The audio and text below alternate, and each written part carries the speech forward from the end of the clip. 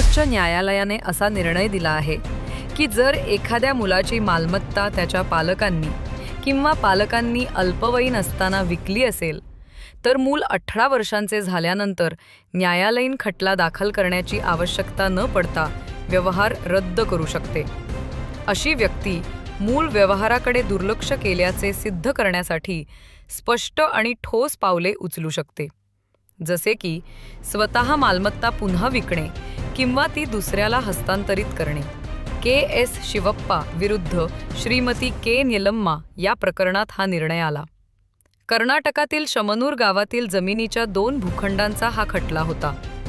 1991 मध्ये रुद्रप्पा नावाच्या एका व्यक्तीने हे भूखंड त्याच्या 3 अल्पवयीन मुलांच्या नावे खरेदी केले, परंतु नंतर न्यायालयाच्या परवानगीशिवाय ते विकले। काही वर्षांनंतर जेव्हा मुले प्रौढ झाली तेव्हा त्यांनी तीच जमीन के.एस. शिवप्पा यांना विकली। पहिल्या खरेदीदारांनी त्यांचे हक्क सांगितले आणि वाद निर्माण झाला।